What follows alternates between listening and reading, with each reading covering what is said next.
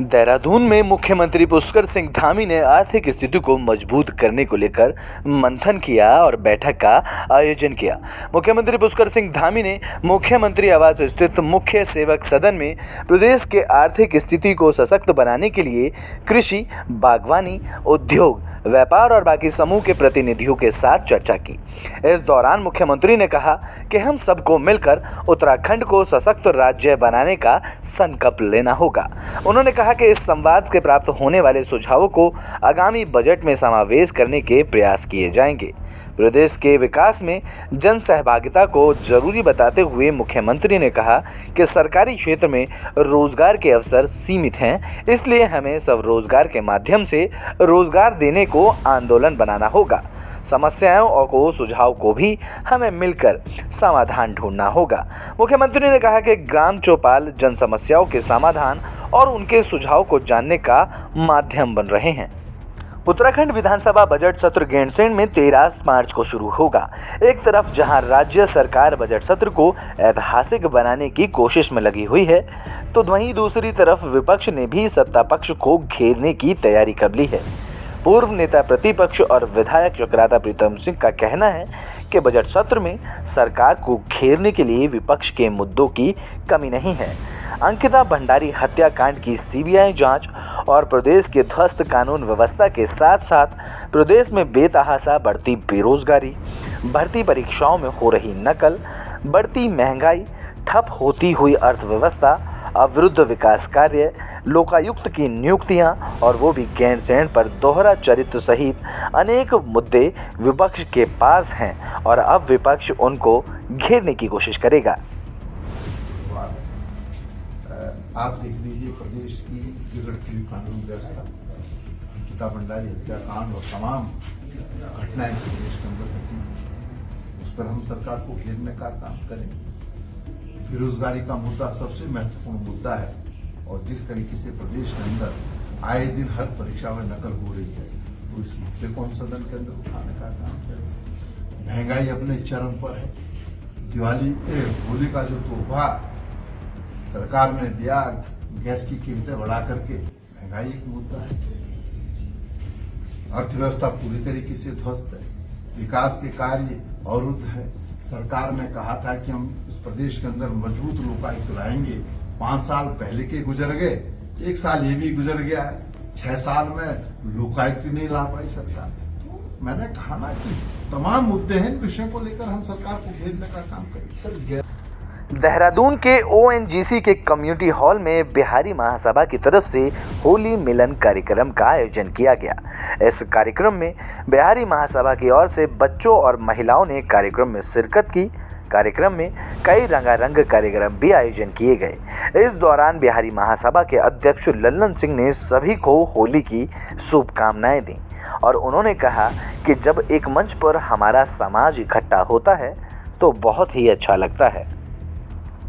उत्तर प्रदेश के पूर्व समाजवादी पार्टी नेता और पूर्व सांसद डीपी यादव ने एक बार फिर से जातीय जनगणना की मांग दोहराई है। उन्होंने कहा कि जातीय जनगणना आम लोगों का संवैधानिक अधिकार है। सरकार को चाहिए जनता को यह बताएं कि समाज में किस जाति की कितनी भागीदारी है, जिससे कि सरकारी योजनाओं में इसका फायदा उन्हें मिल सके। उन्होंने कहा कि अगर मांग उठी है तो जातीय जनगणना करवाना सरकार की जिम्मेदारी है और सरकार को इससे पीछे नहीं हटना चाहिए। ये तो संवैधानिक अधिकार है जातीय जनगणना, इसे होने में कोई बुराई नहीं है। अगर किसी जाति को संख्या बल के बारे में कोई आभास होता है, पता लगता है, तो अच्छी बात, कोई बुराई नहीं है। तो जातीय जनगणना हो जानी चाहिए, उसमें काम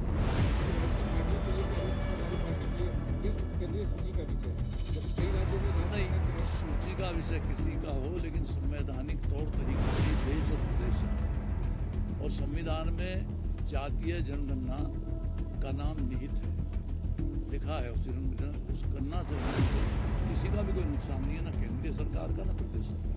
डीपी यादव किधर रुड़की के पिरान कलियर शरीफ दरगाह में करोड़ों की संख्या में लोग आस्था रखते हैं, जिसके चलते आए दिन साबिर पाक के रोज़े मुबारक की ज़ियारत करने वाले ज़ायरीनों का कलियर शरीफ में बड़ी संख्या में रोज़ाना आना जाना लगा रहता है। बता दें कि कलियर शरीफ में आए हुए ज़ायरीन गंग रहम में डूब रहा था, तो उस समय शारिक नाम का एक युवक फरिश्ता बनकर आया और डूबते हुए ज़ायरीन को गंग नहर से सही सलामत निकाल लिया। जैसे ही इस मामले की जानकारी सभासद दानिश को लगी, तो उन्होंने युवक की हौसला अफजाई करते हुए शारिक को 1100 रुपये सम्मान के रूप में देने की घोषणा की। इस दौरान सभासद दानिश ने कहा कि मुझे पता है कि 1100 रुपये की धनराशि कोई अहमियत नहीं रखती, मगर ऐसे नौजवानों को सम्मानित कर हौसला अफजाई करना भी हम लोगों का फ़र्ज़ बनता है। मोहम्मद दानिश ने बताया कि शारिक को कलियर नगर पंचायत अध्यक्ष भी सम्मानित करेंगे। दरअसल शारिक नामक युवक दरगाह पर प्रसाद की एक छोटी दुकान चलाता है और अगर कोई इस तरह की घटना के सामने आती है तो वह अपनी जान की परवाह किए बिना लोगों की मदद करने से पीछे नहीं हटता है। हाल ही में शारिक ने एक ज़ायरीन को गंग नहर से बसही सलामत बाहर निकाला है। उत्तराखंड एसटीएफ ने सरकारी भर्ती के नाम पर ठगने वाले गिरोह का भांडाफोड़ किया है। बता दें कि गिरोह बिहार का आनंद महतो चला रहा था, जो खुद 12वीं पास है। आरोपी भारतीय युवा खेल परिषद के नाम से वेबसाइट चलाकर बेरोजगार युवकों को धोखा दे रहे थे, जो कि देश भर के कई राज्यों के युवकों को पीटी मास्टर और रेलवे विभाग, इनकम टैक्स विभाग में भर्ती कराने के नाम पर लाखों की ठगी करते थे। एसटीएफ ने इस गिरोह के 3 मुख्य सदस्यों को गिरफ्तार कर उनके कब्जे से एक laptop, 3 mobile phone, Bharatiya Yuva खेल परिषद के दस्तावेजों को सीज किया है, जिनके खातों में 6 महीने से करीब 55 लाख रुपए की लेन देन मिली है। गिरोह के बाकी सदस्यों की अब पुलिस तलाश कर रही है। इस दौरान वरिष्ठ पुलिस अधीक्षक एसटीएफ आयुक्त अग्रवाल ने बताया कि इस तरह की शिकायतें सामने आने के बाद एसटीएफ ने जब जांच की तो पाया कि भारतीय युवा खेल परिषद नाम से एक वेबसाइट बनी हुई है, जिसमें फिजिकल एजुकेशन टीचर जैसे विभिन्न पदों के लिए ऑनलाइन आवेदन पत्र उपलब्ध हैं। तो उन्होंने इसमें रजिस्ट्रेशन के लिए 700 रुपये की फ़ीस भी निर्धारित करी है। साथ ही इसी वेबसाइट के कॉन्टैक्ट नंबर भी जारी किए गए हैं, जो कि 700 रुपये लेकर ट्रेनिंग में भेजने का दावा करते थे। इसके साथ ही युवकों से उनके मूल डॉक्यूमेंट भी ले लिए जाते थे। फिर ट्रेनिंग के लिए हरिद्वार स्थित एक आश्रम में उपस्थित होने के लिए कहा जाता था और उसके बाद उनसे परमानेंट सिलेक्शन के लिए करीब 1.5 से 2 लाख रुपए का खर्चा बताकर यूथ एसोसिएशन के नाम से बने खातों के अलावा अपने खातों में जमा करा लिया जाता था। उत्तरकाशी में नेहरू पर्वतारोहण में first mountain terrain biking course का उद्घाटन किया गया। बता दें कि भारत सरकार की पहल पर गंगोत्री विधायक सुरेश चौहान ने इस कोर्स के पहले दल को हरी झंडी दिखाकर रवाना किया। बता दें कि ये कोर्स 15 मार्च तक चलेगा, जिसमें देश के कई राज्य के युवा इस कोर्स में भाग ले रहे हैं। तो वहीं गंगोत्री विधायक ने उम्मीद जताई है कि निम्न की तरफ से ऐसे कोर्सों से पर्यटन को बढ़ावा मिलेगा।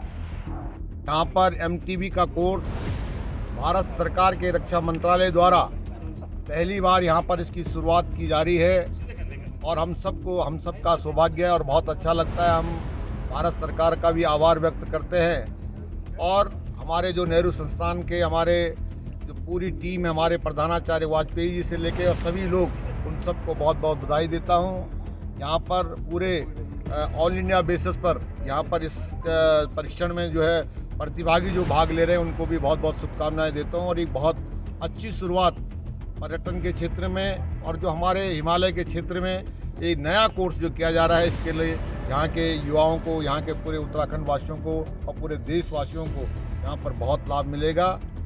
और इन्हीं शुभकामनाओं के साथ मैं पुनः नेहरू संस्थान को बहुत बहुत बधाई शुभकामनाएं देता हूँ। पौड़ी जिले के चौबट्टा खाल विधानसभा के अंतर्गत बीनो खाल तहसील के बेजोरा बाजार के समीप पिछले 2 दिन से जंगलों में आग देखने को मिल रही है, जिसके कारण अमूल्य वन संपदा जलकर खाक होती हुई नजर आ रही है।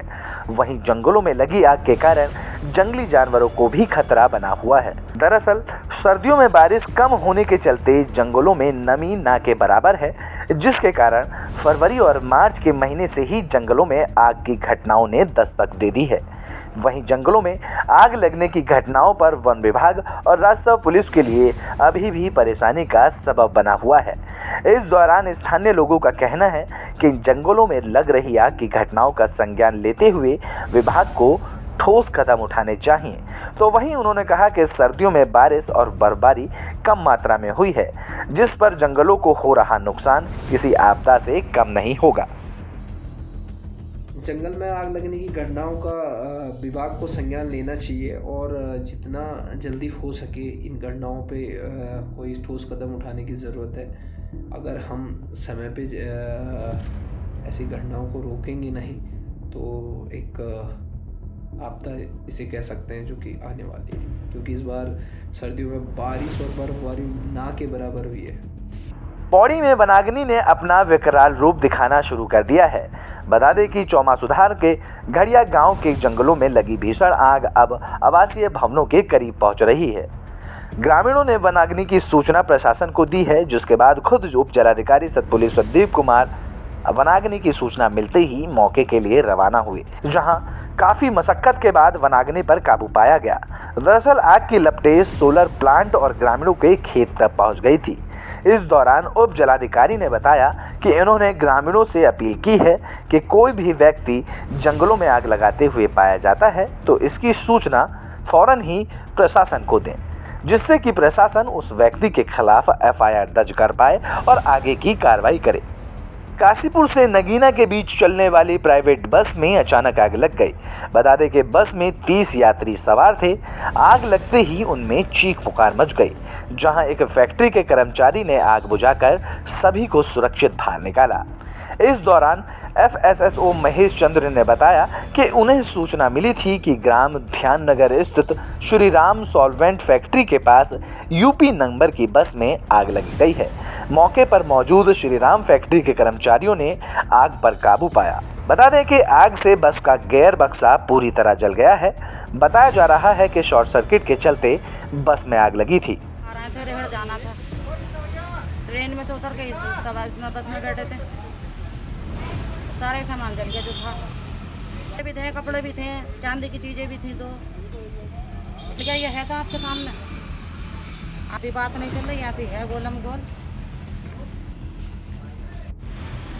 काशीपुर चल के मैं सही मिस्त्री जो है ये पंप के दौरे कि हाँ मैंने चेक कराई गाड़ी में, देखिए क्या कमी है, बस और कुछ नहीं है। चलो धीरे धीरे अब जगह तक चल रहा है लेके गाड़ी, अब जगह तक लेके जाएगा तो यहाँ की थोड़ी सी मार्किन में आग लग चुकी है। अपना अभी धुआं तो उड़ना लगा, मैंने सवारी से कहा जल्दी जल्दी भागो, सब उतर के भाग गए।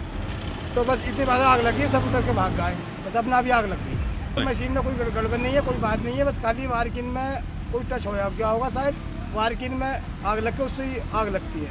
आज 15:30 यानी कि 3:30 बजे के टाइम पर हम पे सूचना मिली कि श्री राम सॉल्वेंट फैक्ट्री के पास एक बस में आग लगी है। तो इस घटना पर हम तुरंत 3 फायर यूनिट लेके मैं घटना पर पहुंचा। घटनास्थल पर देखा तो Shri Ram solvent factory Kashipur road के कर्मचारियों द्वारा अपने जो फायर एक्सटिंग्विशर है उनकी सहायता से आग को बुझा लिया गया था। आग पे बस में कुल 30-35 व्यक्ति सवार थे, जिनको सकुशल बाहर निकाल दिया गया था और कोई जनहानि नहीं हुई। तो इससे एक बहुत बड़ा हादसा टल गया समय रहते ही।